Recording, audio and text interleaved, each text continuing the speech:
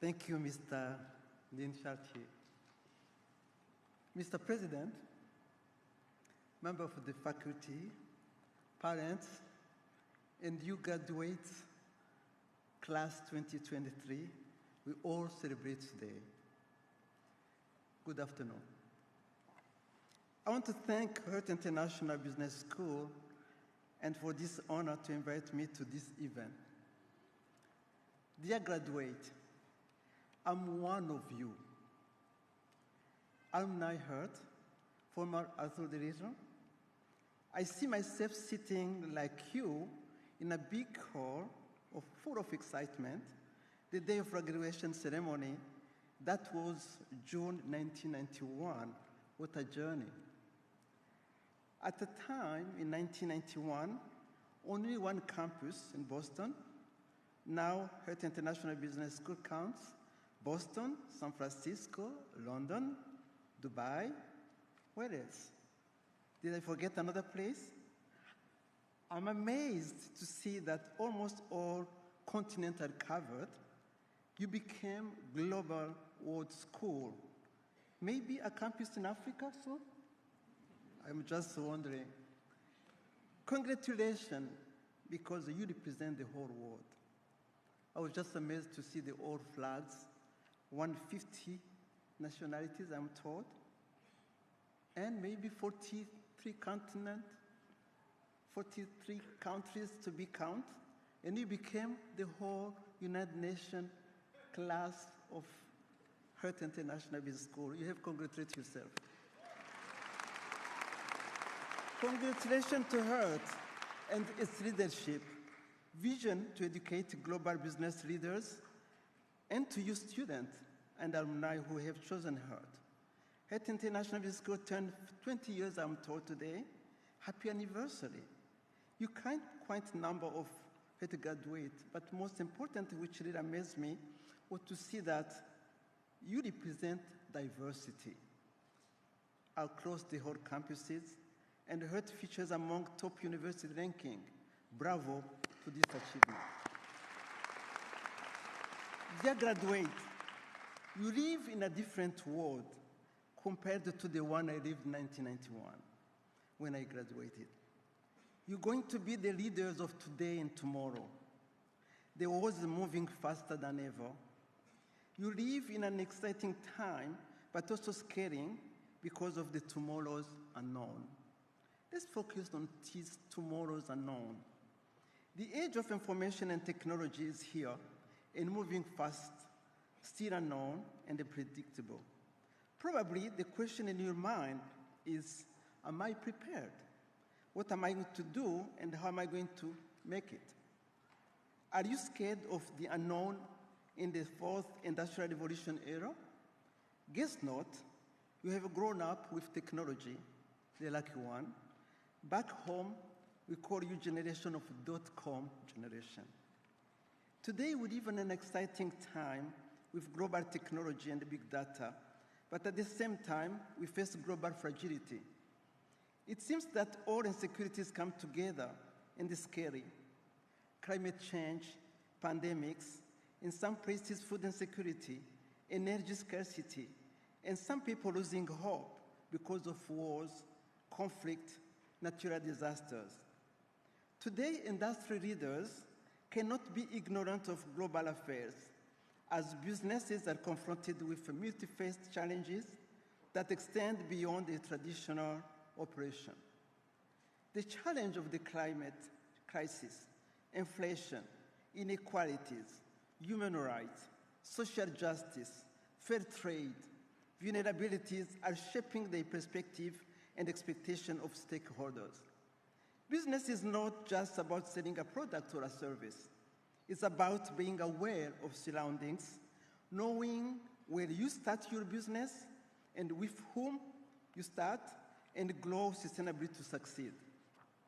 Comprehensive sustainability action is no longer a choice, but an absolute necessity for business.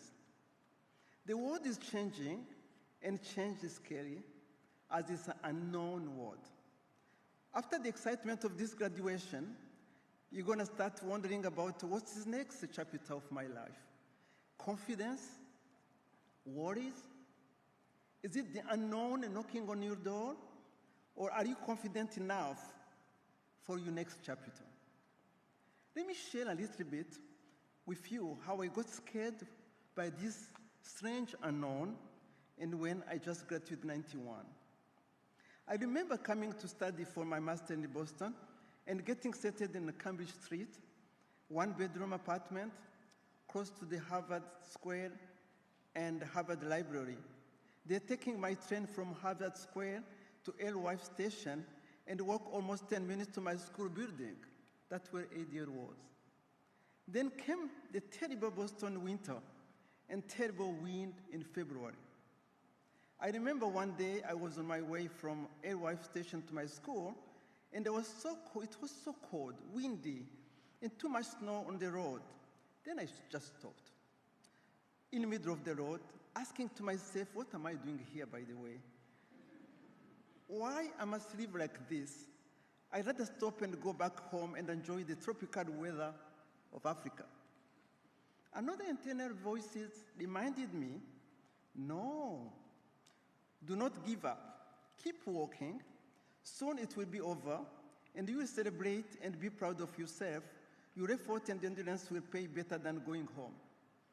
That voice was the wise voice which I followed, and I can tell you that giving up is easy, but keep endurance, no matter how hard it is, because of endurance and resilience are rewarding and open new doors. There will be time of giving up, but the lesson was and remained to never give up, even though it's tough, challenging. Then my next chapter was to think, what is next for me now I graduate? I had a dilemma. Shall I go back home in my home country and find a job? Or shall I play another card of finding a job whenever, wherever, in any country? At that time, ADL faculty was offering opportunity to graduate students to meet some of the CEOs and big institutions interested in hiring the good ones with high mark. United Nations was one of them. It was reforming and wanted to connect the public and the private policies partnership. I met one UN senior human resource who came to visit us and interviewed some of us. And he asked me a few questions, such as, why I would like to work in developing countries. He told me how difficult it can be sometimes to go in a place when limited resources. He gave me all tip or hardship, maybe thinking that I would be discouraged and decline the offer. I guess he was testing me how motivated I was. The more he was describing the hardship of working in some remote rural areas in developing countries, the more I was interested to know more of it. I told him about my background and strong motivation to work in developing countries wherever in the world. He listened to me and looked at me in my eyes and said, what interesting experience you will have to pass another written test, and we'll contact you to inform you of the outcome. 2 weeks later, the same Human Resources Office called me and said, your interview and the written test came out successfully. You're hired. And you start next month. We need you. Wow, I said to myself, that's amazing. A week later, I signed my contract with United Nations. That's how I embarked on a long, unknown journey with United Nations. My journey in UN started and continued. I discovered a world of diversity, many nationalities, colleagues from all over the world, speaking different languages. I worked in various countries in Africa, in the Middle East, some stable, some in crisis, the conflict. I discovered another reality, sufferance, vulnerability of people, healing. Those people taught me Ubuntu, meaning I am because you are. They taught me humanity, looking at someone in need, not as hopeless, but someone with potential in handing him or her a hand, taught me to listen, to observe, to pay attention, and to overcome big challenges you think you cannot solve by yourself. They taught me how to advocate for the good cause and not to be shy to address tough issues to decision makers. Some of them were tough dictators, but it took some courage to find the right words to talk to them and save lives. I learned all those years things nobody taught me in school. It was a learning journey and gaining an amazing experience. I learned that inequity and poverty can deprive people for an opportunity to learn, to get a better health care, a decent habitat, and eat decent meals a day. What I learned in business school was an amazing way of running business, learning quantitative methods, marketing, finance, economics, but never learn how I can discuss with tough leaders and challenge their policies, be the influencer for change and better serve population in need. Now, you and I have different options. I've been a student like you, understand the global world we live in, understand the world's policies and how some people live with $1 a day or below $1 a day. We can make a difference. We are aware and we can do the right things. I think we have option. We cannot close eyes when we see human tragedies. And I choose that path to continue serving humanity in diverse countries around the world and never regret it because I have learned a lot and I do what I can. Sentence on humanity. What is transforming in us? Diversity. Richness to meet other who doesn't look like you, who doesn't talk like you, no judgment, no sense of superiority, the essence of Ubuntu. I am because you are.